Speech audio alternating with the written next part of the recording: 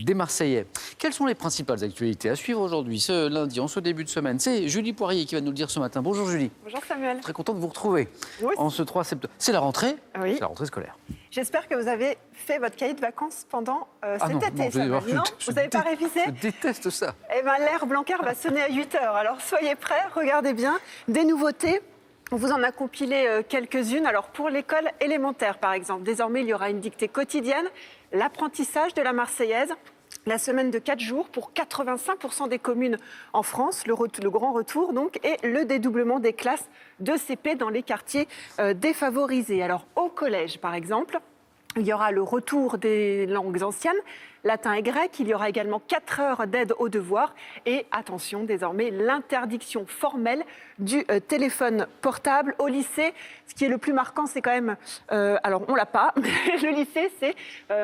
l'absence maintenant des filières L, S et ES, et ça sera uniquement pour les élèves qui vont rentrer en seconde à partir de cette année. Pour ceux qui étaient en première ou ceux qui passent le bac, on garde encore ces 3 filières. Bien sûr, puisque c'est la réforme du bac pour 2021. Exactement. Tout à fait. On attend toujours le remaniement du gouvernement d'Édouard Philippe. Oui, décision qui devrait se faire aujourd'hui, puisque Benjamin Griveaux, le porte-parole du gouvernement, a annoncé vendredi à l'issue du Conseil des ministres que le gouvernement sera au grand complet mardi matin. La décision sera donc prise aujourd'hui.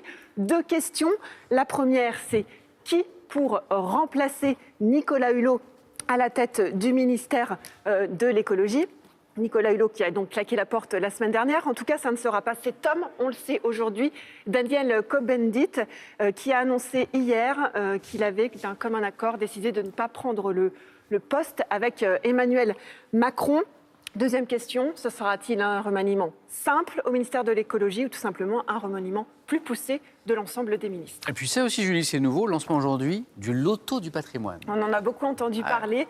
Loto qui va servir à restaurer les monuments en péril en France, organisé notamment par l'animateur Stéphane Bern. Alors il y aura 2 choix possibles. Il y aura en premier le jeu à gratter que vous voyez sur cette image. 12 millions de tickets en vente à partir d'aujourd'hui, 15 € pièce, vendus pendant 4 à 6 mois.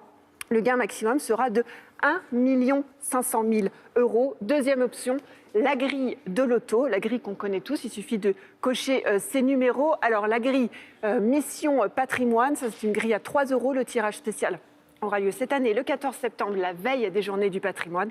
Jackpot de 13 millions d'euros. Est-ce que vous allez jouer? Alors, je ne suis pas un spécialiste, mais je crois évidemment on peut gagner plus là, mais il y a moins de chances de gagner qu'avec le ticket à 15 €. 15 €, c'est pas donné. C'est un joueur sur 3 qui peut gagner 15 €. Mais je vais tenter. Puis en plus, c'est pour un côté bonne action qui est très intéressant. Un grand merci, Julie. Bonne journée. Vous avez peut-être entendu